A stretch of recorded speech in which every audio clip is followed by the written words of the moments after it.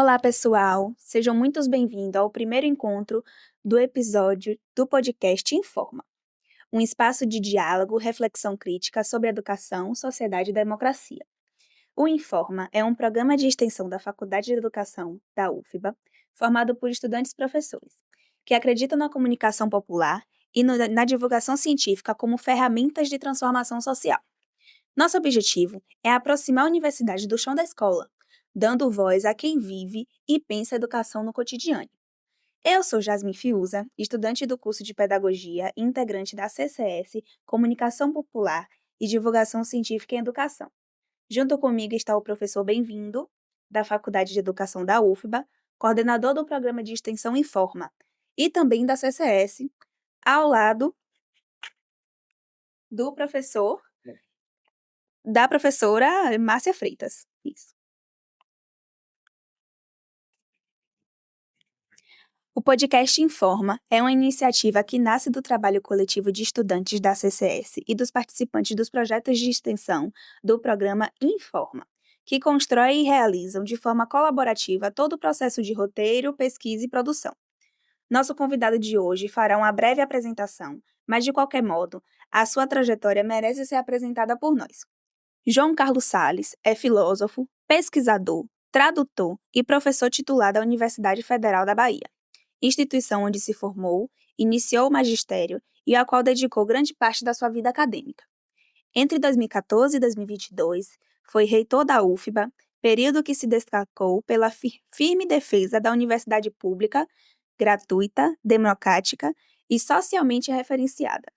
Também presidiu a Associação Nacional dos Dirigentes das Instituições Federais de Ensino Médio, o ANDIRFES, do Ensino Superior, e a Associação Nacional de Pós-Graduação em Filosofia, consolidando-se com uma das vozes mais representadas da educação brasileira.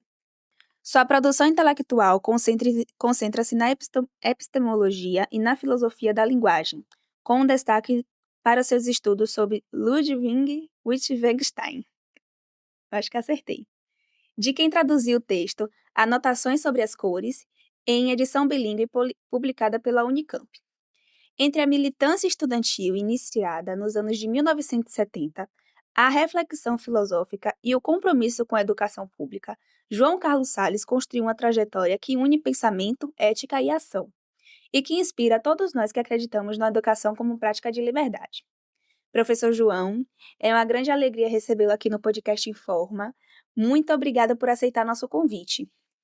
Para começar, gostaríamos que o senhor compartilhasse um pouco da sua trajetória, de onde vem, como nasceu o seu interesse pela filosofia e o que inspira hoje a seguir participando ativamente do debate educacional e político no Brasil. Poxa, primeiro, uma alegria estar com vocês. Eu venho de Cachoeira, né? Cachoeira ali, vocês devem saber, o centro do universo, ali à margem do Rio Paraguaçu.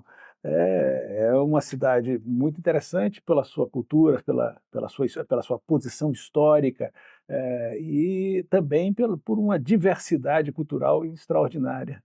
Então, é uma cidade, ao mesmo tempo, católica e do terreiro. É uma cidade marcada por desigualdades, mas com uma criatividade muito grande. Mas eu vim um jovem para fazer o ensino médio em Salvador. E essa mudança radical, para mim, porque era uma cidade pequena, muito protegido pela família, muito fechado naquele ambiente, de repente eu me vejo em Salvador, e logo, ainda secundarista, eu me aproximo das lutas contra a ditadura militar, a militância estudantil. A militância estudantil passou a marcar a minha vida, sobretudo a partir de 77. A virada de 76 para 77, eu me torno um militante bastante dedicado, ainda secundarista. Entro na universidade em 79. Fui fazer economia, porque a gente tinha a ilusão de que a economia seria aquilo mais próximo, digamos assim, do materialismo histórico, dialético. Então esse foi o caminho natural. Me decepcionei um pouco, mas na verdade não foi uma decepção com a economia, foi um encantamento com a filosofia. E eu fui me deslocando a pouco e pouco para o curso de filosofia, até que passei a ser estudante, a transferência de curso. Não fiz novo vestibular, eu fiz tantas matérias de filosofia que foi possível fazer uma transferência de curso naquele momento. me formo em 85 e passo a ser professor já em 85. Então, em setembro desse ano, eu completo 40 anos, né, como professor na Universidade Federal da Bahia.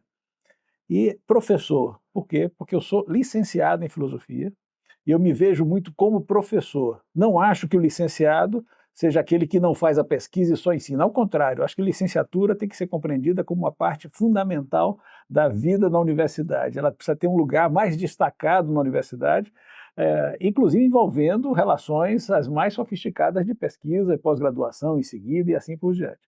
Eu me vi nessa condição. Então, um menino militante, né, que continuou a militância por um certo tempo e passou a fazer, em certa medida, ter posições políticas na condição de professor, de docente. Essa foi a primeira marca. Saio depois, finalmente, completar doutorado na Unicamp e retorno e percebo a importância de construir na Universidade Federal da Bahia uma formação completa. Nós não tínhamos mestrado em filosofia, não tínhamos doutorado em filosofia. Eu retorno em 2000, ajudo o departamento a conseguir um mestrado. Hoje somos um programa de pós-graduação em filosofia, nota 6, ou seja, é uma posição muito importante no Nordeste, né, e uma posição importante nacionalmente. Essa foi minha militância, assim, digamos assim, institucional, acadêmica, mas não ficou só nisso, né? Eu tive também a direção de faculdade. E aí, quando você assume certos cargos, você tem compromisso com a luta docente, você tem compromisso com a defesa da universidade mais diretamente. E eu me envolvi muito nesse processo e me tornei reitor em 2014, e aí só foi pedreira, porque, vamos dizer, eu comecei em setembro, na verdade, assinei o termo de posse em agosto, mas a posse mesmo, a cerimônia de posse, onde você está começando em setembro. E aí vem a austeridade do período de Dilma, Joaquim Levy, ministro. Nós sabemos bem como os docentes sofreram naquele período, né, e nós tivemos uma primeira reação naquele momento. A UFBA se destacou, e eu acho que tive um certo papel nisso, uma certa resistência a essa política de austeridade.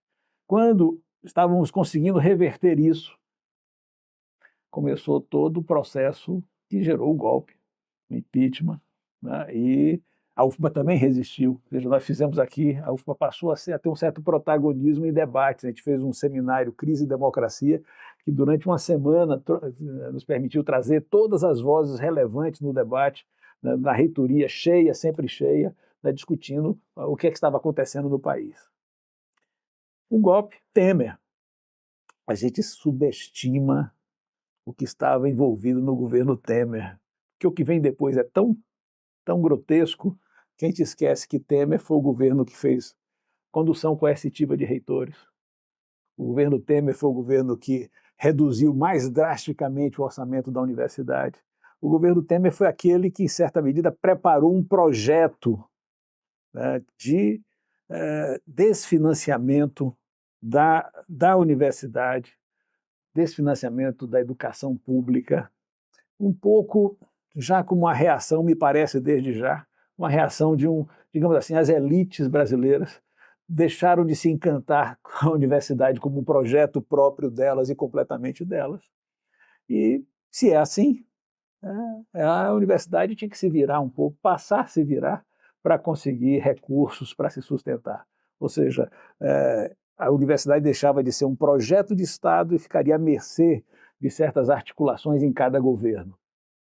Depois de Temer, nós sabemos, vem um governo de uma violência extrema contra a universidade, ataques obscurantistas, um retorno de um negacionismo em relação à ciência, ou seja, ataque à ciência e à democracia presente no governo Bolsonaro.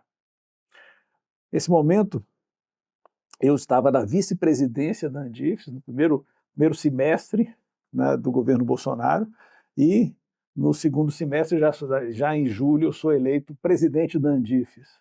E aí vocês veem como eu sou um rapaz de sorte, né? Eu tive com o ministro da Educação, quando eu era presidente, foi o Weintraub, né? Então você vê que de fato, olha só a sequência: austeridade, impeachment, Temer, condução coercitiva, redução orçamentária, pandemia, o pandemônio da política, a agressão à universidade, o programa Futurice.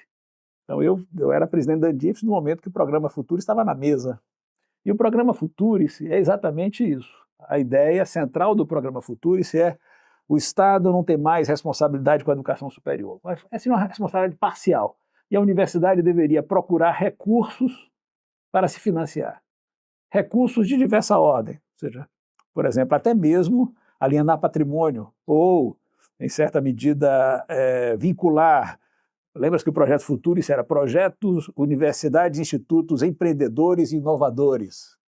A noção de inovação e empreendedorismo estava muito vinculada a essa ideia de que a universidade não deveria se responsabilizar, digamos, pela manutenção de políticas de ações afirmativas com a profundidade ainda radical que nós necessitamos, que a universidade deveria se desobrigar de certas políticas, mas se dirigir ao mercado, ou a governos, ou a partidos, para conseguir o seu financiamento. A gente conseguiu derrotar o Futurice. Eu acho que, nesse momento que eu fui presidente da Andifes, a gente conduziu um processo onde todas as universidades federais disseram não ao Futurice. Conseguimos avançar, tivemos a eleição de Lula. Pouco antes da eleição de Lula, eu deixo a reitoria, né? E finalmente fui fazer, pela primeira vez, um pós-doutorado. Essa é a minha trajetória, sintetizando, porque o tempo todo antes eu podia fazer um pós-doutorado desde os anos ali no início do 2000, mas sempre aparecia uma missão política, digamos assim, uma missão, seja na construção de um programa de pós-graduação, seja na direção da faculdade, seja na reitoria. Aí retornei, estou de volta, estou de volta. Essa é a novidade. A novidade é que eu estou de volta e muito preocupado. Preocupado especialmente com o fato de que vivemos num governo progressista. Evidentemente, faremos tudo para impedir que o bolsonarismo volte, o obscurantismo volte. É nossa obrigação lutar contra a barbárie, né, que nós enfrentamos, sem dúvida alguma. Mas a melhor forma de fazer isso, acredito, é defendendo a prioridade que a educação pública deve ter do país. Ou seja, nós devemos lembrar à sociedade que a educação pública superior, também básica, né, é, em seu conjunto, uma prioridade nacional, que até mesmo se o governo não tem força suficiente para impor essa pauta, tantas são as adversidades, tantos são os inimigos, nós temos que mobilizar a sociedade para garantir que essa pauta se coloque. E é uma pauta que associa educação superior e educação básica. Ou seja, eu não consigo ver essa clivagem que muitos retoricamente adotam e imaginar que a educação básica seja financiada em detrimento da educação superior. Todo o financiamento da educação básica é um financiamento com o financiamento da educação superior, e eu acho que essa talvez seja hoje a questão que tenha pautado um tema fundamental na minha trajetória como reitor, e tem pautado um dos temas que eu tenho levantado hoje em dia como forma de resistir ao neoliberalismo no campo da educação. É isso, João. Obrigado pela sua presença mais uma vez. A gente aqui no programa Informa tem se debruçado muito sobre a crítica ao projeto neoliberal de educação, né? Na sua primeira fala você já deixa claro o quanto que isso afetou a universidade, mas a gente tem discutido aqui que isso não afeta só a universidade, mas a educação desde a pré-escola, da educação infantil até o ensino fundamental, passando também pelo ensino médio. E nos últimos 2 anos a gente tem se ocupado bastante de visitar escolas de ensino médio e a gente tem visto os resultados negativos que a reforma que foi feita durante o governo Temer tem implementado. E uma das coisas que mais preocupa a gente, que a gente tem se mobilizado muito, temos escutado os professores das áreas de sociologia e filosofia, que têm sido as áreas mais afetadas, né? No momento que a gente está gravando essa entrevista aqui, a gente tem 16 estados mobilizados, sejam com iniciativas via judiciário ou via legislativo, no intuito de tentar restituir a carga horária dessas disciplinas que tiveram carga horária reduzidas por conta da reforma, em especial sociologia e filosofia. E aí a gente queria começar essa entrevista ouvindo um pouquinho de você como filósofo, como você entende a importância da filosofia na formação de nível médio no Brasil? Interessante é que quem tira filosofia e sociologia, né, do currículo, né, do ensino médio é a ditadura. Não é sem razão. Ou seja, a ideia de que filosofia e sociologia poderiam estimular o pensamento crítico, alguma rebeldia, algum tipo de ação disruptiva, isso sempre pareceu muito presente na política nacional e como herança da ditadura. Toda a nossa resistência para conseguir finalmente fazer retornar filosofia e sociologia no ensino médio foi, digamos assim, uma luta do esclarecimento contra o obscurantismo, né? Sem dúvida alguma. Mas é uma luta que resgata um papel central que essas disciplinas têm, até mesmo para costurar uma narrativa coerente, né, da formação do ensino médio. Vamos lembrar, o ensino médio é o lugar, né, de produção de uma narrativa da causalidade. Ou seja, você, em certa medida, quando aprende física, história, biologia, você passa a ter um olhar reflexivo. Você não está decorando fatos, você não está colecionando verdades, você precisa arrumar um pouco, ter uma visão que organize a sua experiência, a sua visão de mundo. Então, esse processo faz com que o ensino médio seja um lugar, digamos, de criação de condições do pensamento no nível digamos, de um letramento que é científico e é filosófico. É um letramento para a vida, uma capacidade de organizar, inclusive, os seus passos futuros no ingresso à universidade. Então, eu penso que filosofia e sociologia, elas precisam ter destinado tempo suficiente para essa maturação. Aliás, minha experiência hoje é interessante. Alguns alunos de filosofia, inclusive os mais destacados que eu tenho tido, eu pergunto um pouco, né, o que levou a fazer filosofia? Na maioria dos casos, eu vou identificar que teve um bom professor de filosofia no ensino médio. Com um certo orgulho, em geral, posso dizer que esses bons, alguns deles foram meus alunos também. Eu fico especialmente orgulhoso quando eu tenho alguém que está entrando na filosofia, porque alunos de filosofia conseguiram encantar pessoas, conseguiram fazer com que reflexões fossem trazidas, questões, perguntas, porque a filosofia não deixa de ser uma arte não de dar boas respostas, mas de fazer as melhores perguntas, as perguntas que sejam incômodas ou não. E eu acho que essa luta é urgente. Veja, no caso da Bahia, eu deixei de me posicionar, gravei inclusive um vídeo que teve uma importante repercussão, mas os efeitos precisam se tornar realidade. Imagine um professor de filosofia que tem que cumprir 26 horas de aula, né, para integralizar a sua obrigação, e tenha que, na verdade, ter 26 turmas, porque ele só vai ter 1 hora de aula por semana com cada turma. Ele não vai conhecer os alunos, ele não vai ter oportunidade de diálogo, ele vai estar precarizado no seu trabalho. Veja, um atentado a essas disciplinas, a esses professores, é um atentado à sua condição de trabalhador também, né? É um atentado ao saber e ao trabalhador, né? E é uma forma de até gerar a falsa impressão de que foi irrelevante o curso de filosofia. Se você não teve o suficiente, se você não pôde se dedicar, e o resultado é precário, que tudo leva a um resultado também precário, você vai dizer, então nós podemos tirar de vez, não vai fazer diferença.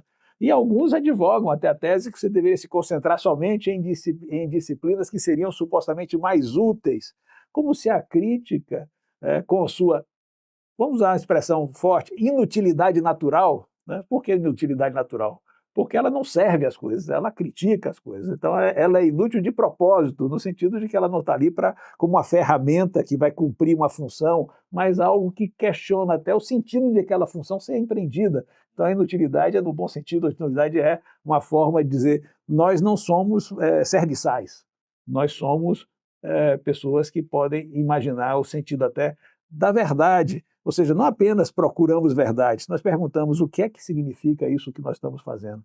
Esse papel da filosofia pode se tornar rebaixado se o professor está com a vida precarizada, dificuldade de se dedicar a isso, e não vai ter a capacidade de produzir o encantamento que é tão próprio da sociologia e da filosofia. Bem, você começou falando dessa trajetória e de como que você teve um papel importante no enfrentamento dessa tendência mais autoritária, né, que muitas vezes se disfarça de um discurso de neutralidade, um discurso de tecnicismo, né, para se colocar dentro do discurso educacional como algo neutro, né, e muitas vezes disfarçando esse discurso mais autoritário que a gente atribui muito a essa extrema-direita que tem ganhando fôlego, mas que também está intrínseco no projeto neoliberal de educação. Eu queria que você tentasse fazer uma análise de até que ponto essa retirada da carga horária dessas disciplinas favorece esse projeto neoliberal autoritário, que tem esse viés tecnicista, que vê o conhecimento só a partir dessa perspectiva utilitária e não compreende, por exemplo, a importância do desenvolvimento do pensamento crítico e da compreensão mais integral da sociedade. Quando você retira essas disciplinas tão estratégicas, você está amesquinhando, sem dúvida, o que você espera da formação dos estudantes. Então, você vai criar medidas que vão ser bem satisfeitas, mas, por exemplo, em função de passarem uma prova, em função de ter um conhecimento, em função de ter um emprego. Você esquece que a escola não apenas forma possíveis empregados para reproduzir certas cadeias. É claro que ter um emprego é fundamental. O mercado de trabalho é um dos objetivos, né, mas não pode ser a medida da produção do saber. Não é que você queira que os seus alunos se tornem professores e profissionais, isso é uma medida de sucesso da sua atividade. Mas não é o emprego que define se tem qualidade, se há qualidade ou não na formação, né? Essa subordinação ao mercado cria certas ilusões, certos fetiches, né, que tem fetiches que são próprios na pauta neoliberal. É o fetiche daquela pessoa que vai fazer a sua própria realização, ou seja, então ele vai pensar não criticamente, mas, digamos assim, pragmaticamente. É a substituição do pensamento crítico pelo pensamento pragmático. A simples adequação a certos modelos que ele deve satisfazer, e aí nisso é como se você substituísse a medida do talento pela medida da competência, né? A medida da competência é um rebaixamento do talento, ou seja, você não quer pessoas que vão pensar, mas são pessoas que vão ser capazes de realizar certas tarefas previstas, antevistas, antecipadas, segundo um certo padrão. A competência pode ser, na verdade, um amesquinhamento daquilo que nós chamamos de exercício mais livre da inteligência, né? Algo que nos caracteriza tão sumamente. E isso não é por nada, mas isso está... Veja o cenário que nós estamos enfrentando. Nós temos hoje várias tecnologias da informação que estão desafiando a formação de muitos de nós, né? Primeiro, as tecnologias mudaram a nossa vida. Nós sentimos uma mudança no modo com que nós nos relacionamos com os colegas no tempo da pandemia, né? Ou seja, estar à distância obrigatoriamente nos levou a usar tecnologias, né, que não esperávamos usar. Algumas tecnologias que nós usávamos ficaram obsoletas ou secundárias. Um exemplo, antigamente, quando você queria manter relações remotas com qualquer outra instituição, você tinha que montar uma sala de videoconferência. Hoje, cada um de nós tem no seu pequeno computador uma sala de videoconferência, ou seja, você não precisa ter esses equipamentos que você tem hoje, aplicativos que substituem aquelas salas de videoconferência. Para dar um exemplo, isso é bom? Sim, claro, você pode fazer bancas à distância e assim por diante. Qual é o efeito colateral perverso? A recusa da presencialidade. A recusa é imaginar que está convivendo com as pessoas e reduz aquele momento, aquela hora. Nós viramos horistas online, né? Ou seja, a nossa participação em uma banca, ela se resume àquele tempo, e você desliga, como havia o professor horista que ia na escola para dar aula e não convivia, não tinha outras trocas de experiência e assim por diante. Ou seja, nós estamos mudando a natureza da nossa relação humana na criação do espaço acadêmico. E eu acho que isso é um dos efeitos do neoliberalismo, na medida em que ele coloca medidas pragmáticas a serem satisfeitas por nossa ação. Bem, professor, a gente aqui no programa de Extensão Informa, a gente acredita que a gente precisa avançar em relação à produção de conhecimento para pensar em como esses conhecimentos podem atuar na prática, na transformação, né? Então, a gente produzir um documentário sobre o novo ensino médio, né? Entrevistamos diversos especialistas, professor Daniel Cara, professor Gaudêncio Frigoto, Marise Ramos, e fizemos um documento importante sobre a barbárie que tem sido a reforma do ensino médio. E depois a gente tem levado esse documentário para as escolas, para fazer formação com os professores, também diretamente com os estudantes, e a gente tem ouvido muito os professores, né? A gente tem feito um trabalho, né? Essa semana mesmo a gente gravou 2 entrevistas com 2 professores que atuam na rede estadual. E a gente pensou assim, como é que a gente pode intervir diretamente para tentar transformar essa realidade?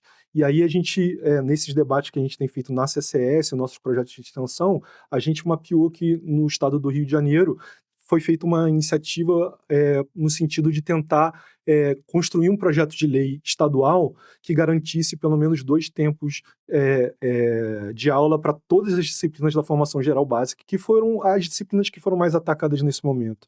E aí, a partir dessa reflexão que a gente fez coletivamente, a gente foi até a Assembleia Legislativa, procuramos o mandato do Wilton Coelho, e ele aceitou a nossa proposta, e a gente está com um PL tramitando na ALBA, que é o PL 25.595, de 2024, que pretende reestabelecer a carga horária de todas as disciplinas da formação geral básica.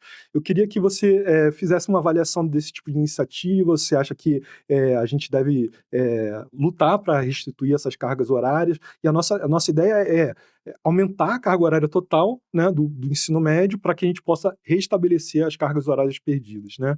A gente acha que é muito difícil, né, na correlação de forças que a gente tem para provar isso, mas a gente tem a ideia de que esse projeto pode voltar a gerar uma discussão para a gente repensar um novo ensino médio. Celebrar a postura do Wilton, né? Wilton tem sido muito combativo em várias frentes, e eu diria que a postura do Wilton tem esse sinal, bom sinal de que você pode confrontar, às vezes, política de Estado, né?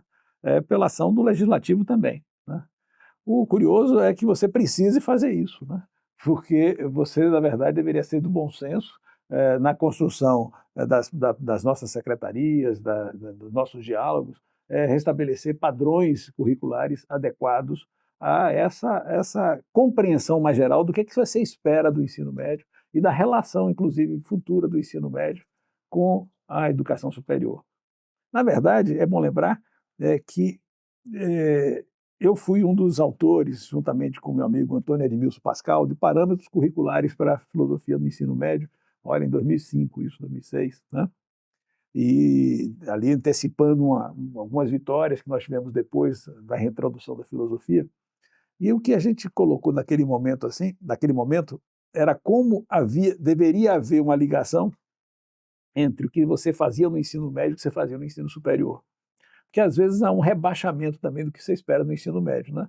Digamos assim, você espera em filosofia no ensino superior um pensamento mais sofisticado em relação aos autores, e aí enquanto que você esperava no ensino médio decorar quase vida e obra dos filósofos e algumas ideias elementares.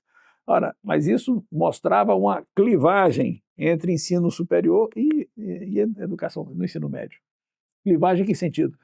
Você não estava criando condições para que uma boa licenciatura, ou seja, uma boa formação como licenciado, se transmitisse em algo que tem a mesma natureza, claro, né, com as mudanças necessárias, com a linguagem necessária, com a capacidade de estimular o estudante a pensar a partir de suas questões. As questões do estudante no ensino médio são diferentes das questões que podem motivar o estudante na universidade, né, mas o mesmo espírito deveria prevalecer em todos os campos. E eu acho que isso é fundamental para que você valorize, né, e faça com que a luta no ensino médio seja uma luta também encampada pelos professores na universidade. Esse é um lado, ou seja, você não pode imaginar que tanto até lembrar agora, vamos ter um encontro de filosofia agora em novembro, né? E a gente, de maneira muito forte, incentivou que os professores do ensino médio apresentassem trabalhos também. Em geral, os professores do ensino médio parecem são chamados para encontro ou para assistir minicursos ou coisas assim. Não, olha, vocês são pesquisadores, vocês têm uma realidade a tratar, a refletir sobre ela e participem junto. Da mesma forma, os professores da educação superior, eles têm que se responsabilizar por essa luta, né? E eu tenho com satisfação dito que colegas de filosofia, da UFBA, UFES, UNEB, eles têm se mobilizado. Ou seja, os professores da educação média não estão sós, né? Porque eu acho que a ameaça do neoliberalismo e até mesmo ameaças concomitantes de uma privatização, de uma diminuição da escola pública como uma medida fundamental, responsabilidade, seja do governo federal, seja do governo estadual, seja do governo municipal, né? Ela tem medidas comuns que devem ser respeitadas. E todas essas medidas estão sendo ameaçadas por iniciativas privatizantes, inclusive a universidade, né? As universidades, considerando que hoje, de cada 10 vagas na educação superior, de 8 a 9 estão com as privadas, você pode ver a perda do significado, da importância das universidades, né, como definidoras dos interesses da educação superior. O que nos leva a perder várias bandeiras quando a gente quer regular a educação à distância, né, a gente quer regular quais são os padrões de qualidade que se deve esperar da educação superior. Ora, os interesses das grandes empresas acabam se impondo na definição do que você pode esperar do ensino de qualidade, né, porque elas dominam e são hegemônicas. Infelizmente, olha só o paradoxo, elas são hegemônicas mesmo em conselhos superiores, no Conselho Nacional de Educação, elas têm uma influência extraordinária. Grandes conglomerados definindo o que pode ser a pauta de uma educação, significa, em certa medida, que a educação deixou de ser um instrumento de constituição de um desenho de soberania, que, em geral, deve partir da educação pública. Diante disso, professor, o senhor, como docente e ex-reitor da UFBA, quais fatores o senhor considera mais crítico nesse processo formativo? Digo isso diante de uma conjuntura marcada pela desvalorização das licenciaturas, pela precarização do trabalho docente e pelas transformações recentes nas políticas públicas. Levamos em conta esse impacto do novo ensino médio, né? Não apenas na formação desses estudantes, mas também no acesso e permanência da universidade. Interessante. O que é que nós compreendemos como sendo um modelo de universidade, né? Nós temos hoje modelos distintos em disputa. A gente tem que admitir que há visões de universidade que estão em disputa, narrativas distintas. Vamos pensar que a universidade ela teve uma grande mudança historicamente com o modelo Humboldtiano. O modelo Humboldtiano tem vantagens e desvantagens. Ele surgiu, em certa medida, associando o ensino à pesquisa. Essa era a chave. E um grande mérito do modelo Humboldtiano, porque você tinha uma universidade antes, a primeira universidade, em 1810, a Universidade de Berlim, como um protótipo desse padrão, que veio se espalhar por toda a Europa, Estados Unidos, Brasil, etc., você dizer o seguinte, no ensino não pode estar separado, ou seja, você não vai apenas repetir conhecimento, você não vai apenas ser guardião de um saber que você não é capaz de produzir. Isso é uma boa vantagem. Então, você estimulava o docente a ser também um pesquisador. E, em certa medida, então, até um intelectual livre, na medida que você se assenhorava de saberes, de métodos, você passava não só informação, mas procedimentos de formação. Isso é bom. Entretanto, essa vinculação direta e tão estrita entre ensino e pesquisa também gerou algumas distorções em alguns espaços. Por exemplo, a distorção característica de um produtivismo. Ou seja, cada vez mais o professor, porque pesquisador, ele se concentra e se especializa. Ele deixa de dialogar com outros saberes. Às vezes, no mesmo departamento, ele só vai dialogar com aquela área temática dele. Ele só conversa com pessoas que fazem a mesma coisa que ele. E ele vai estar disputando recursos, prestígio, vai estar competindo em vez de estar colaborando com seus colegas. Esse é um efeito de um modelo que é bom, mas que, exagerado, leva a uma inversão completa de valores. Você começa a se medir não pela relevância do que você faz, não pela capacidade de você contribuir para um projeto de universidade, que como universidade não pode ser fragmentado, mas sim pelo sucesso que você tem, às vezes medido ou pela carreira, pelas bolsas que você pode conseguir, ou até consultorias que você pode fazer. Então você se torna um professor meio empresário de si mesmo, né? Esse é um efeito perverso de um modelo que na origem tem sentido, ou seja, relacionar educação e produção científica. nós estamos vendo se agravar muito.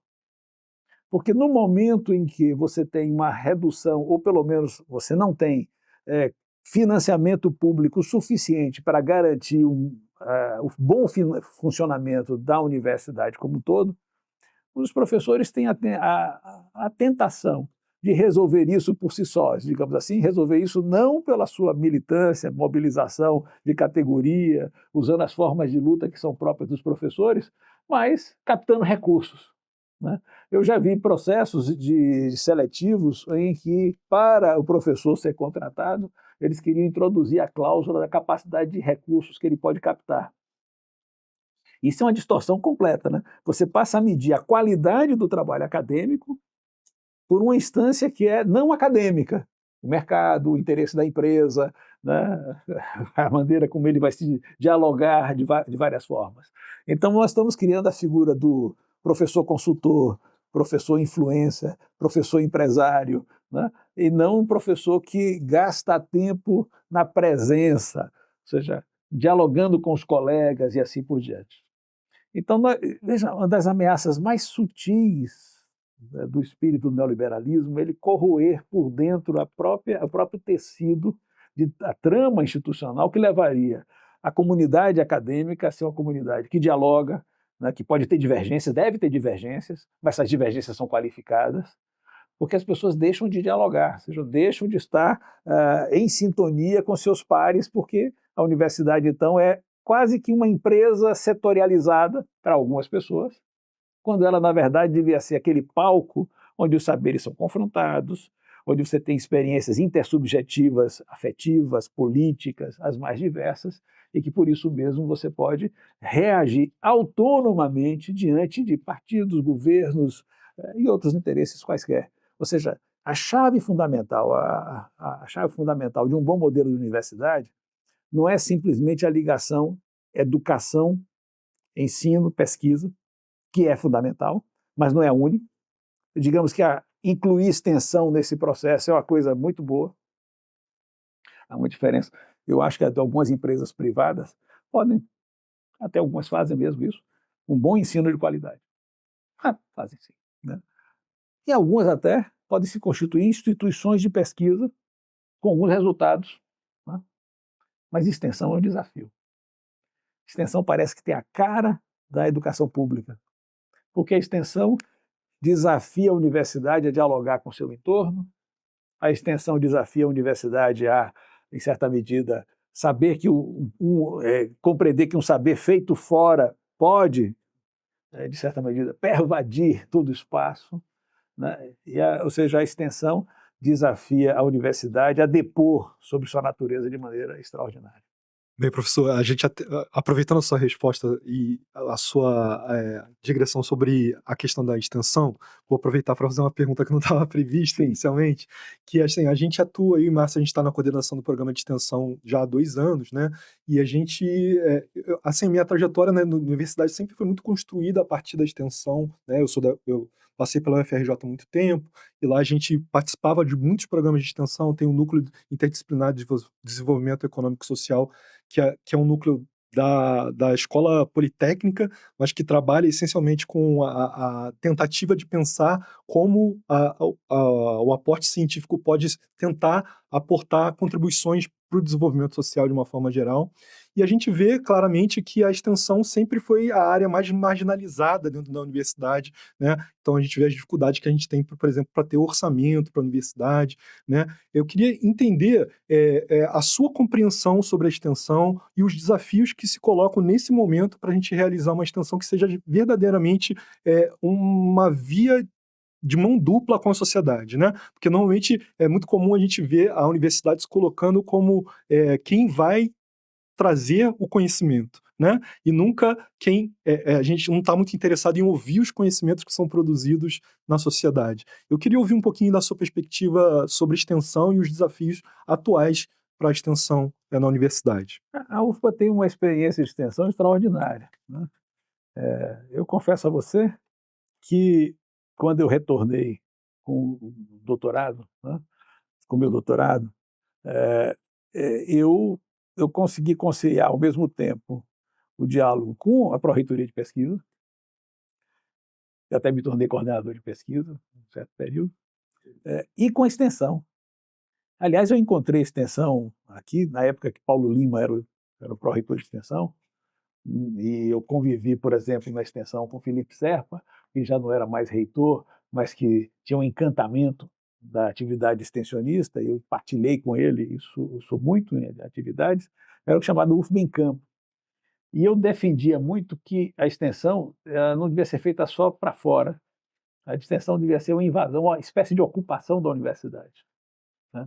Ou seja, a universidade ela precisa ser ocupada pelos movimentos sociais com os quais ela dialoga. Ou seja, ela não é apenas, nós não somos colonizadores que vamos levar um saber e exercitar alguma forma de catequese sobre o que é a nossa externalidade. Nós temos que ter essa experiência da permeabilidade, né, de tal sorte que os saberes externos nos desafiam também, né? E eles podem se credenciar, mas nós também temos que nos credenciar diante das comunidades, né? Nós não chegamos lá como quem leva a verdade e domina e hostiliza, e utilizamos um vocabulário que, na verdade, às vezes nós utilizamos um vocabulário aparentemente sofisticado e científico, que é mais uma forma de estabelecer padrões de apelo à autoridade do que de abrir portas, de criar pontes, né? Digamos, a linguagem pode fechar portas ou criar pontes. A extensão é exatamente aquela forma de uso da linguagem universitária para criar pontes. E as pontes caminham nas duas direções. E acho, a minha percepção, né, que a extensão tem hoje um papel fundamental para um modelo de universidade, que eu diria que não é aquele Humboldtiano, mas eu lembro do filósofo Fichte, né, que ele, num certo momento, ele foi o primeiro reitor da Universidade de Berlim, dessa universidade Humboldtiana, mas Fichte tinha a sua sagacidade. E ele dizia, o segredo fundamental da universidade é que ela é uma instituição que precisa justificar seu direito à existência. Olha, a melhor forma hoje de justificar o direito à existência da universidade, alguns pensam, é atender o mercado, satisfazer uma consultoria, ser capaz de conseguir captar isso, aquele recurso. Devemos fazer tudo isso, hein? Alô, importante, faremos tudo isso, né? Mas aquilo que justifica a existência da universidade era a capacidade que ela tem de ser imantada por nosso povo. E a extensão é uma porta fundamental para essa tarefa. Professor, trazendo para essa perspectiva formativa, existe atualmente um cenário chamado apagão docente, né, onde há uma baixa escassez de professores na educação básica, né, e uma baixa procura pelos cursos de licenciatura, especialmente nas áreas de humanidades. Como o senhor interpreta as causas e as consequências desse fenômeno para o ensino de filosofia e para a formação desses futuros educadores? Pergunta central, porque, digamos, você cria um círculo vicioso em certas circunstâncias, né? Qual é esse círculo vicioso? Primeiro, você precariza o trabalho do filósofo, né? Você precariza aquilo que ele pode, até o destaque que ele pode ter, por exemplo, no arranjo, né, de uma unidade de ensino. Uma unidade de ensino, se o filósofo tem essa única hora que ele dá, ele não é chamado a participar de debates interdisciplinares já naquele momento. Eu disse um pouco antes que eu considero que o ensino médio é o lugar onde você cultiva uma narrativa da causalidade. Você vai explicar, você tenta ver as razões, as causas fundamentais do sentido da vida, das explicações físicas, da ordem do universo, o que seja, né? Então você aprende uma certa narrativa. A filosofia entra fazendo essa organização dessa narrativa.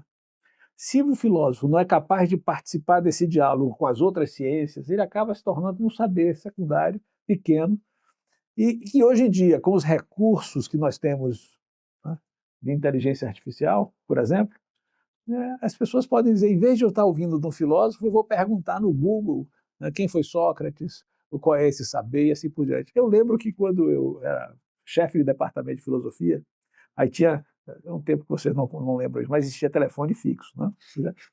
Teve uma época que existia orelhão também, não sei se vocês lembram isso. Eu peguei telefone de manivela, mas tudo bem. Mas esse telefone fixo atendia o departamento de filosofia e o departamento de história. Ora, não falhava. Se havia alguma data importante, né, 7 de setembro, é uma data importante. Não é tão importante quanto 25 de junho, nós sabemos, você sabe que 25 de junho é o dia da independência de Cachoeira, né? Mas tirando isso de lado, né, era infalível.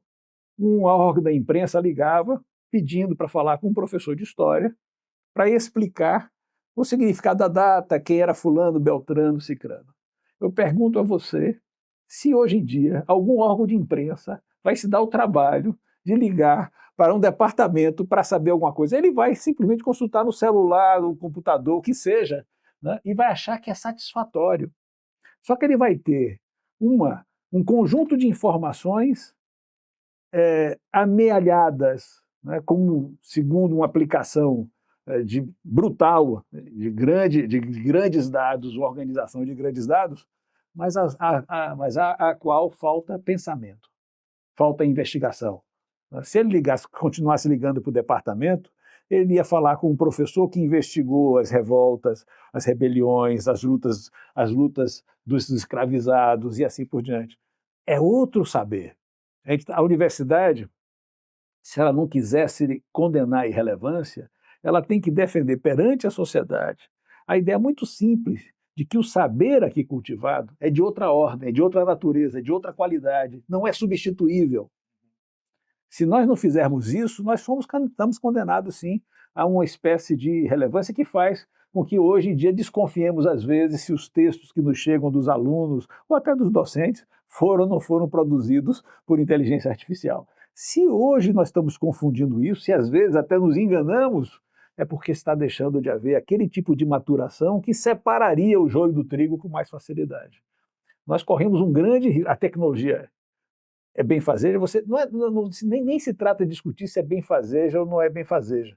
Nós não somos luditas, aqueles que destruíam as máquinas porque percebiam que o trabalho das fábricas acabava com o fôlego próprio, o ritmo próprio do artesão.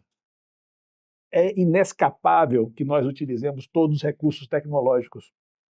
Como, então, com essa utilização de recursos massivos, nós vamos defender a chama própria, singular, única do que é feito na universidade? Essa chama única depende de algo que não é o saber especializado, mas é a articulação de sentidos, né, que nos permite nos aproximarmos de outras ciências, de outros saberes e encontrar uma chave única, né, que vai justificar a nossa existência. Veja o que eu estou dizendo. A extensão justifica a existência da universidade. O compromisso com o nosso povo justifica a existência da universidade. O fato de que ela está espalhada pelo país e que deve fazer ensino, pesquisa e extensão de qualidade em todos os recantos justifica a existência da universidade como ligada a um projeto de nação verdadeiramente democrático. Não adianta falar de nação e defender soberania nacional sem dizer que nação nós queremos. A gente não quer se defender a soberania para a continuidade da exclusão, da discriminação, da exploração. A gente quer defender soberania com um pacote de nação que seja democrática profundamente, né, produzindo a superação da desigualdade de uma forma muito mais radical. Esse é o nosso projeto. Se é assim, a universidade justifica seu direito à existência refletindo sobre essas condições de possibilidade do agir humano. Ela é uma espécie de poder moderador que, em certa medida, vai dizer, olha, os limites da racionalidade se estabelecem através do uso legítimo da linguagem. É claro que ela não vai decidir o que é o verdadeiro ou falso simplesmente, não vai fazer cessar debates, mas ela vai, por exemplo, mostrar, né, que algumas disputas sobre mudanças climáticas, sobre ações afirmativas, não podem ser decididas no marco do negacionismo. A universidade tem essa capacidade, então, de constituir um campo de racionalidade que deve influenciar as nossas instituições, aquelas que decidem o futuro do país. Certo, professor. Eu vou insistir um pouquinho mais nessa questão que foi levantada sobre a questão do apagão docente e a crise das licenciaturas. A gente sabe que é uma dimensão que é estrutural, né? Então a gente não vai resolver essa questão com ações pontuais. Inclusive, recentemente o governo anunciou o Pé de Meia das licenciaturas, que é um programa de bolsa para estimular estudantes a vir fazer cursos de licenciatura. Tem apresentado como política de valorização docente a criação de uma carteirinha docente, um clube de descontos, a possibilidade de cartões de crédito sem anuidade, né?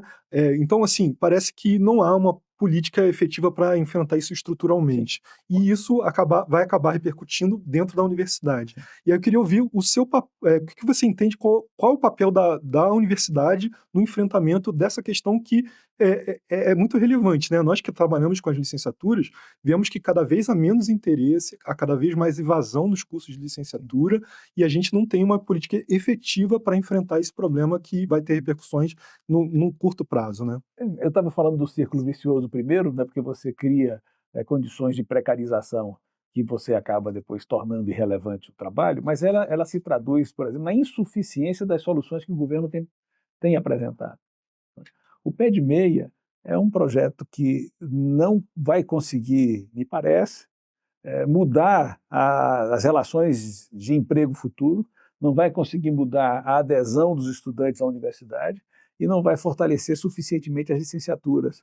Aliás, a implantação dele tem sido insuficiente em termos de resultado, e o maior efeito que pode ter é se você, por exemplo, considerar que o Pé de Meia e coisas desse tipo estarão contribuindo para satisfazer o que nós chamaríamos de teto de gastos que deve ser colocados para a educação. Se você inclui o Pé de Meia como uma forma disso, né, ele, em vez de se tornar um benefício agradável de um clube do qual você faça parte, né, ele pode, na verdade, diminuir recursos de financiamento mais substantivos para a educação, né? E acho que a insuficiência é semelhante a quando alguém me disse: mas veja, programas como o PIBID são insatisfatórios porque as pessoas têm a bolsa do PIBID e depois não vão querer ser docentes no ensino médio. Mas o problema não é o programa do PIBID, são as condições salariais, a falta de incentivos efetivos para você estar no ensino médio como professor, com condições dignas de trabalho, e ainda no ensino, na educação básica, em todos os níveis.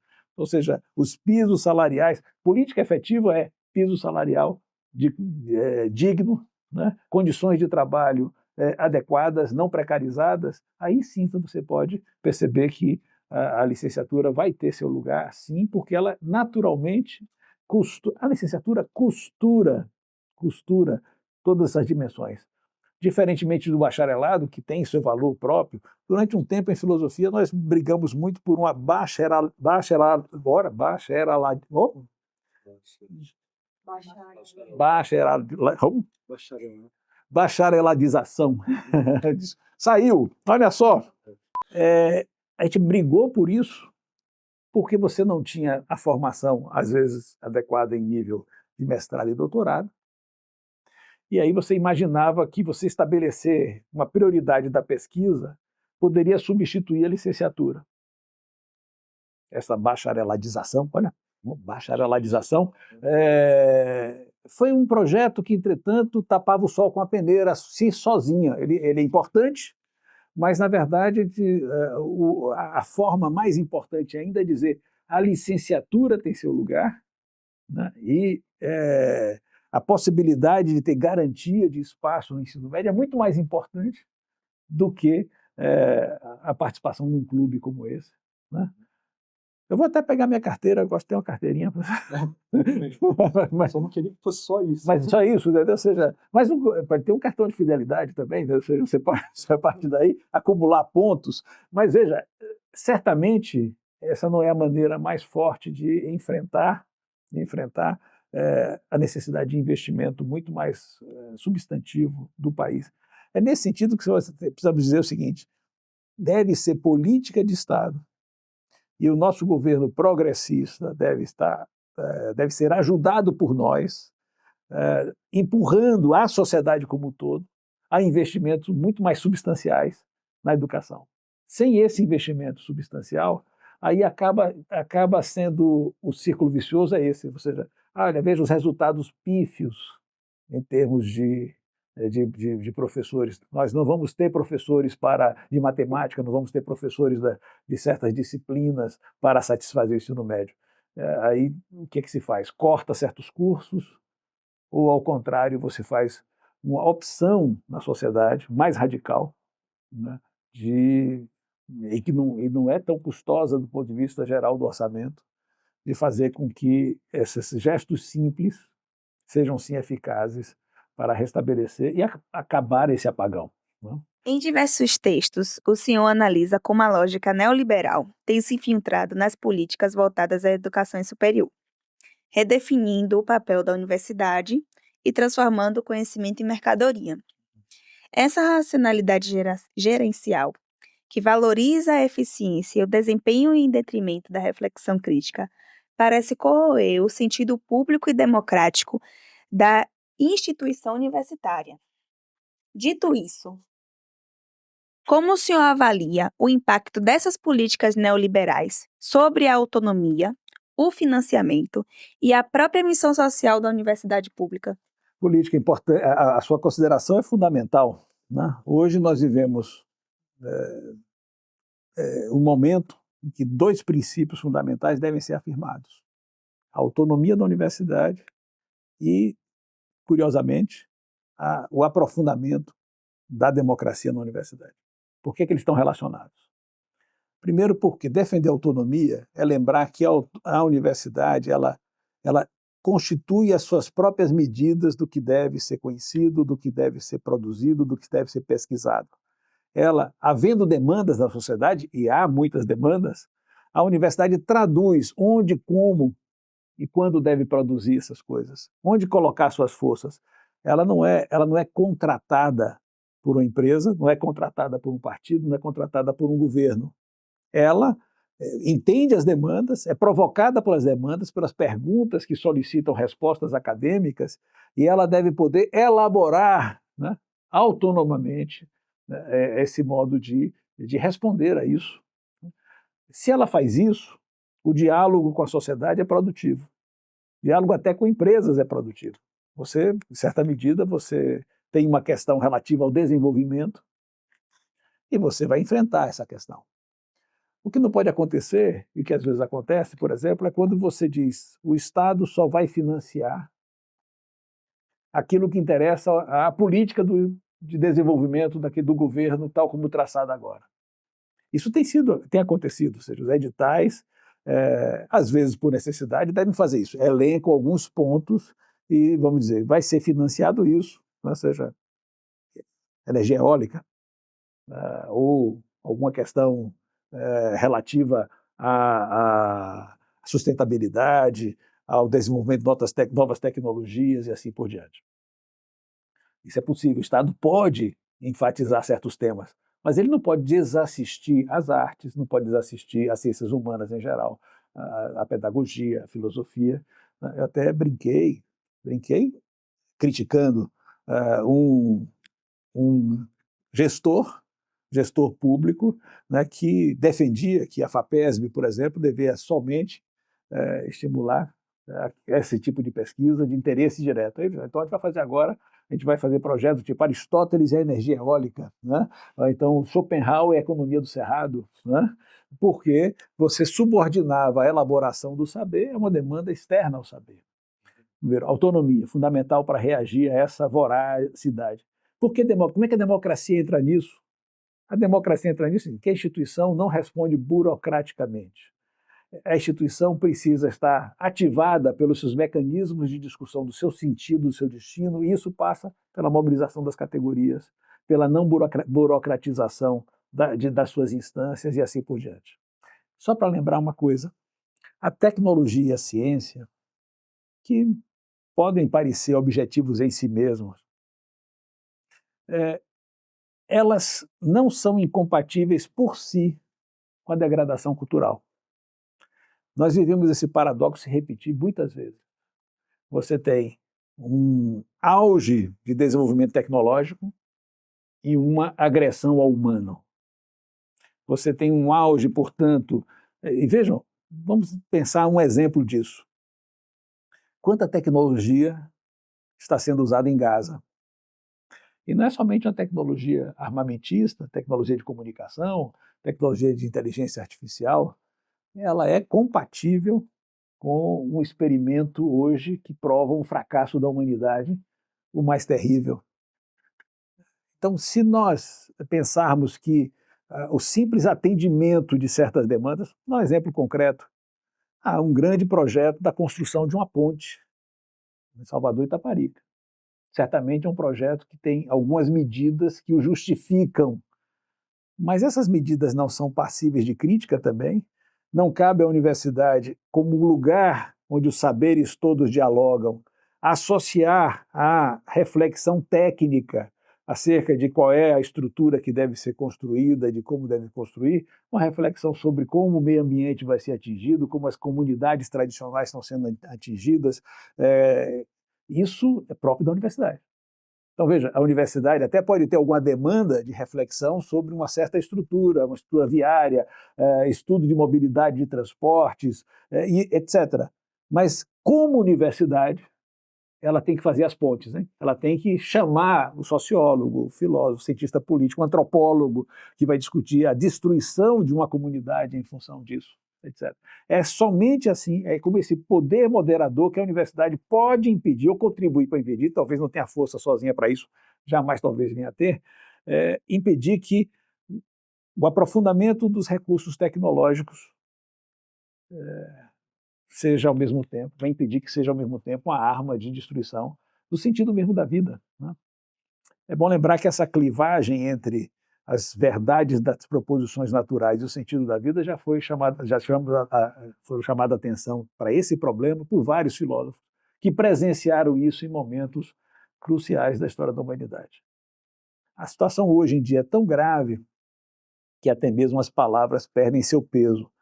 Vejam, a palavra genocídio, para explicar o que ocorre em Gaza, ela se tornou insuficiente. Por que se tornou insuficiente?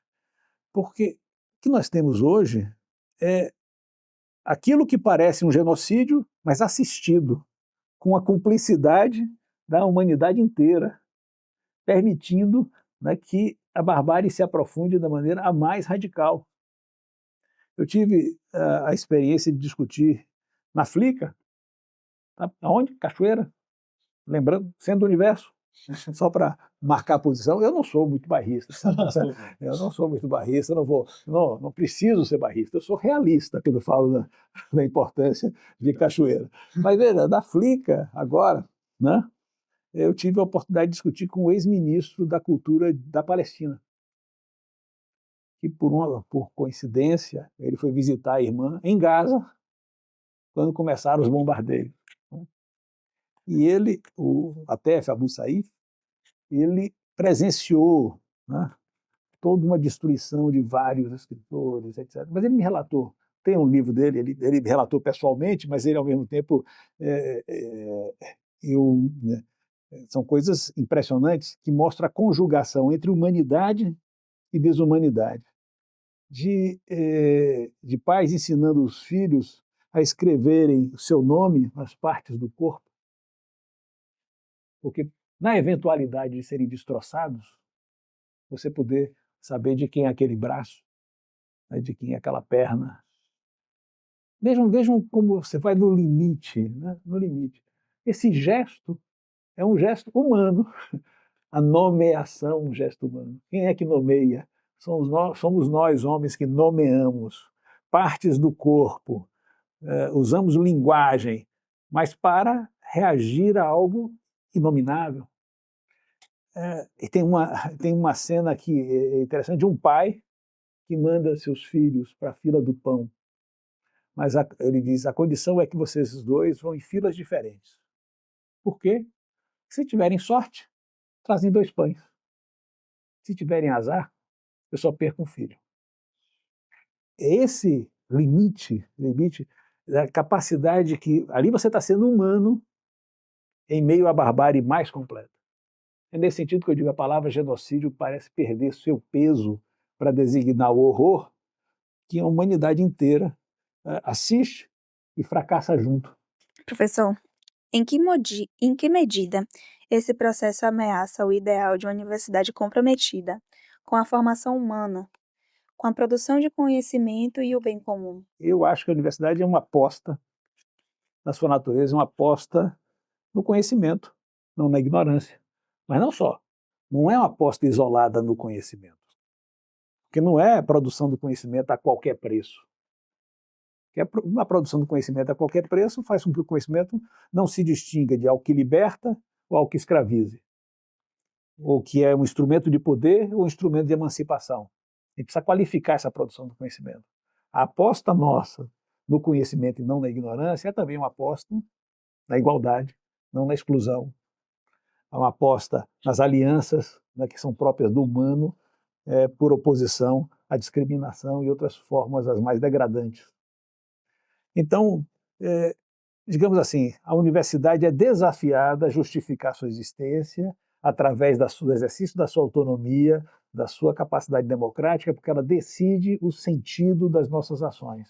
E o que o neoliberalismo faz, e todo esse processo de solicitação, de quebra da autonomia universitária e de quebra da colaboração cidadã, porque cada um vai defender seu interesse particular num processo como esse, é exatamente retirar da universidade a possibilidade de cumprir a sua missão, como eu digo, esse poder moderador da racionalidade humana, na medida em que a racionalidade humana ainda pode ser uma promessa, uma esperança, e não um fracasso repetido. Bem, professor, a gente está chegando já no final. A gente queria que você fizesse uma reflexão, né? Você, na sua primeira resposta, quando falou da sua trajetória, reforçou bastante o papel que a Universidade Federal da Bahia e a sua gestão naquele momento teve no enfrentamento das políticas de austeridades em relação à universidade, também em relação ao programa Futuris e também todo o processo autoritário que foi implementado na gestão do Ministério da Educação na época do governo Bolsonaro, né? Esse processo foi muito importante, né? E a gente conseguiu superá-lo, né? A gente conseguiu coletivamente apoiar uma candidatura que a gente acreditava que significaria uma ruptura com esse modelo, mas infelizmente a gente percebe que algumas ideias permanecem, né? A gente tem visto, por exemplo, que essas marcas do neoliberalismo, elas continuam muito presentes nas políticas para a educação superior no Brasil, principalmente na persistência dos problemas de financiamento, os constantes contingenciamentos, né, que é a palavra bonita que se usa para cortes, né, de recursos, na crescente dependência que a gente tem gerado em relação às emendas parlamentares, né? Então a gente vê que hoje tem universidades que já tem uma parte de orçamento que vem maior de emendas do que do próprio orçamento de algumas unidades, né? E também na subordinação, que talvez esse seja o caráter mais grave disso tudo, que é a subordinação da produção acadêmica científica da universidade às demandas do mercado. Eu queria que você fizesse uma avaliação dessa continuidade de algumas coisas que a gente imaginava que, com a mudança de governo, a gente poderia deixar para trás, mas que continuam, e como é que a gente pode, dentro da universidade, enfrentar isso. É só lembrar o que aconteceu em relação, por exemplo, à greve dos docentes federais no ano passado, como que o governo atuou de uma forma bastante truculenta contra o movimento grevista, entendendo que não era o momento da gente reivindicar reajustes e, mais do que isso, né, recomposição orçamentária. Acho que nunca houve uma greve em que a recomposição orçamentária tenha sido uma pauta tão importante. A gente teve alguns avanços, né, a promessa do PAC das universidades, a gente sabe que efetivamente pouca coisa concreta se deu de um ano para cá, né? Vários acordos da greve ainda não foram cumpridos. Eu queria que você fizesse uma análise dessa conjuntura de uma possível ruptura que não tem se dado plenamente. É claro que não podemos minimizar a importância da vitória de Lula, né? Ou seja, seria não perceber como estávamos ameaçados, né, do mais extremo ataque às nossas instituições, às nossas políticas públicas. Então é preciso louvar, sim, a vitória de Lula, mas, ao mesmo tempo, para louvar essa vitória, nós precisamos tirar as melhores consequências. Sabe, primeiro, o fato de nós termos afastado o ignorante, o preconceituoso, você não afastou a ignorância nem o preconceito no país. Ou seja, o solo conservador do nosso país e a dominação efetiva de interesses empresariais no campo da definição dos rumos da educação, isso vão além da capacidade do governo Lula definir certos acordos e certa compreensão. É por isso que eu acho que o nosso papel crítico é de ajudar o governo a tirar dele o melhor de si, né? Ou seja, porque ele está sendo disputado por forças mais distintas. A nossa crítica E uma forma de crítica é a greve, né? Ou seja, a greve é uma forma de crítica efetiva. Você diz, isso aqui está doendo. Você acusa isso e você está pedindo as melhores soluções. A nossa crítica ajuda o governo a avançar em pautas que são essenciais à educação, né? E reverter um processo que é real, sim, de redução orçamentária. Por que é grave a questão das emendas? Insisto, a gente precisa de emendas, deve procurar emendas, sempre fez procura de emendas, é importante isso. Mas quando as emendas passam a substituir o financiamento público, ou passam a importar até mesmo para a manutenção da universidade, como nunca houve, né? Você cria, primeiro, um vício sistêmico. Qual o vício sistêmico? Os reitores, em vez de colaborarem juntos para ter um bolo suficiente de financiamento público, que vai ser dividido segundo uma matriz, a chamada matriz Andifes, que tem, você pode até questionar, melhorar a matriz, mas ela serve para republicanamente dividir esse orçamento geral por todas as universidades. E com isso você cria a ideia de um sistema. Cada universidade no país vai, em certa medida, segundo o número de alunos equivalentes que ela tem, sobretudo sobre isso é a principal medida da modelagem, ela vai ter esse ou aquele recurso. Para essa matriz funcionar, o orçamento tem que ser continuamente crescente. Ou seja, a aposta na educação não é a repetição do orçamento, não é ver o que aconteceu antes, é sempre um orçamento crescente. Primeiro, porque as despesas de pessoal sempre aumentam, né? Aumenta porque você aposenta quadros e você continua tendo, além de aposentar, tem contratação de novos quadros. É natural que você tenha sempre. Segundo, você expande a universidade, você vai ter compromissos de manutenção crescente dos seus prédios e assim, e de assistência estudantil numa situação de grande precarização, de vulnerabilidade de nossa população. Ou seja, a lógica do financiamento público é lidar com o orçamento crescente.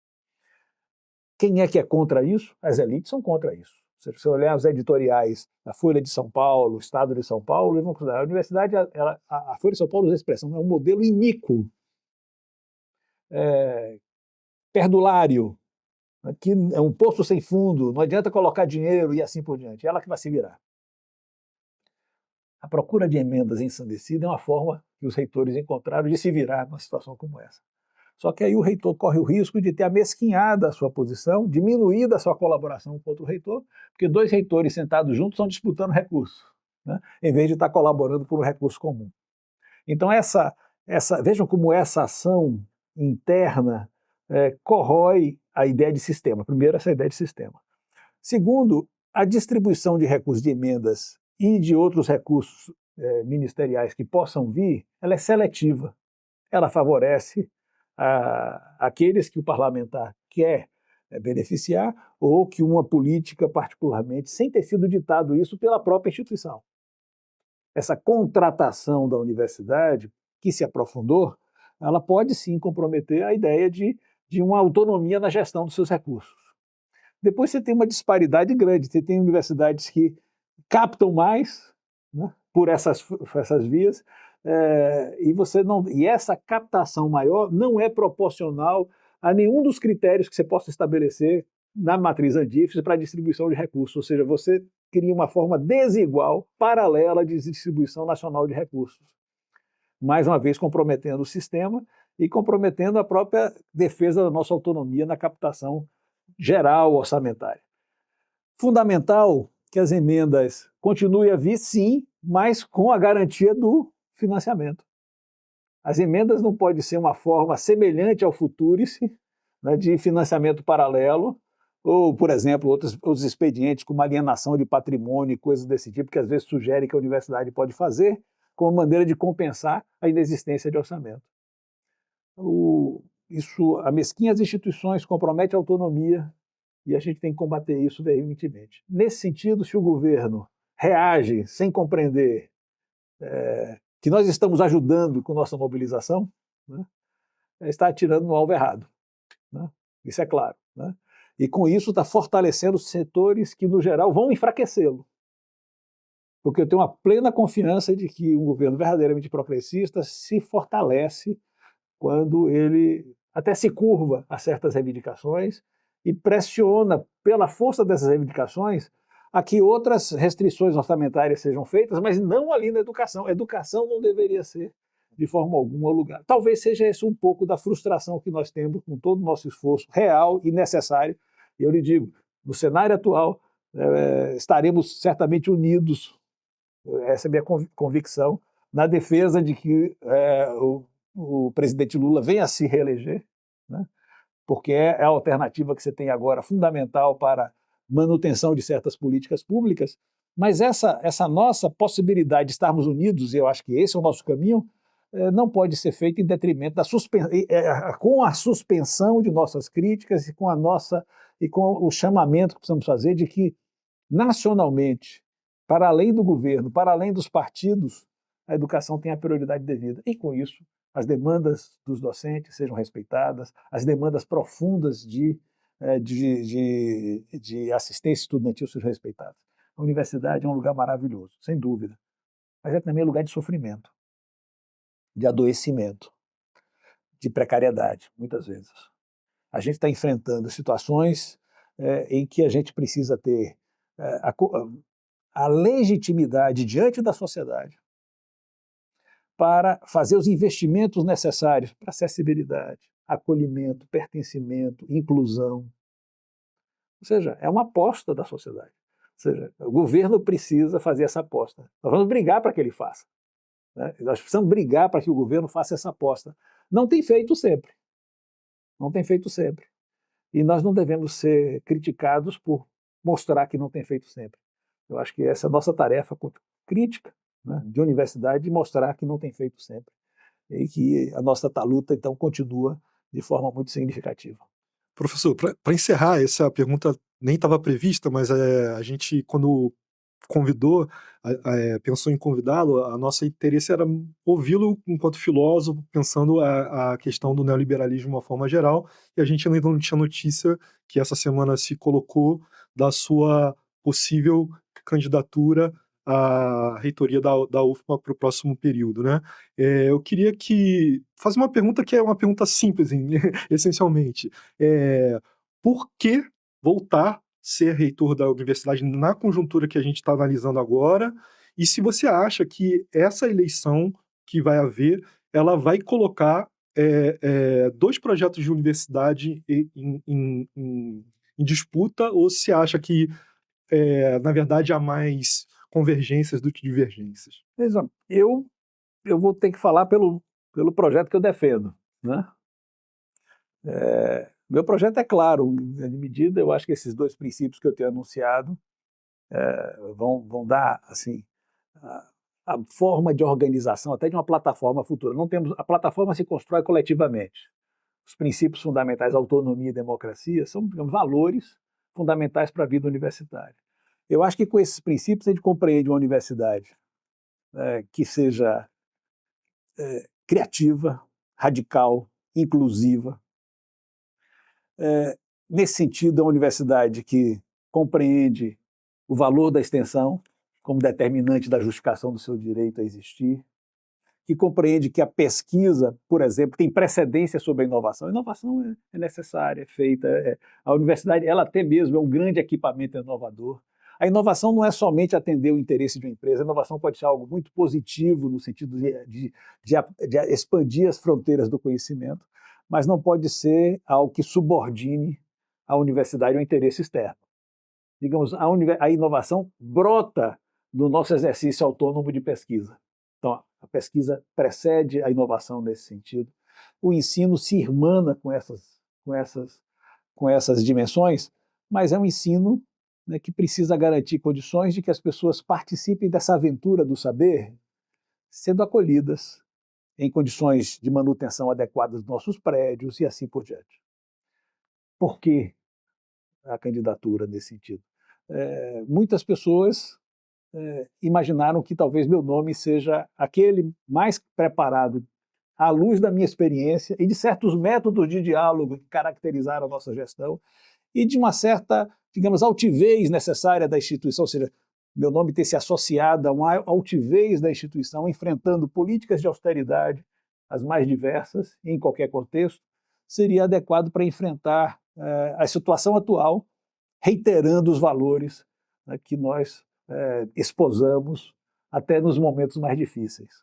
Ou seja, autonomia e democracia não são valores que a gente usa para combater apenas o obscurantismo, o negacionismo. São valores que nós usamos para afirmar a natureza da universidade em qualquer tempo, né? E, nesse sentido, a capacidade autônoma de se posicionar diante das várias realidades e demandas é um traço próprio da universidade. Eles disseram para mim isso. Algumas pessoas me procuraram, me estimularam. Eu hesitei muitas vezes. Não é uma tarefa fácil. Eu sei do peso, eu sei bem o peso que isso envolve, mas as pessoas me estimularam a colocar esse projeto. Pode ser que esse projeto se confronte com algumas pessoas, com outros projetos que imaginem que, em vez da manutenção desses princípios, alguns podem até achar que esses princípios são retrógrados. Eu acho que eles são radicais. Podem achar que haveria novidade, no contrário. Não. A universidade continua sendo uma proposta inovadora, fundamental, como tal, pela reafirmação da sua essência. Alguns podem achar, né, que outras soluções que favorecem a captação de recursos ou um dinamismo da pessoa diante de partidos pode ser mais importante. Eu acho que nós devemos fazer essa captação, mas reforçando a própria instituição desse processo e o interesse coletivo sobre qualquer interesse particular e, sobretudo, fazendo com que isso seja afirmação, né, de, digamos, as próprias demandas constitutivas da trama da autonomia universitária. Então, se isso faz sentido, quem vai dizer é a nossa comunidade. Eu vou estar muito feliz de discutir com qualquer pessoa o sentido dessa candidatura. Professor João, foi uma alegria e um prazer enorme ter sua presença aqui com a gente.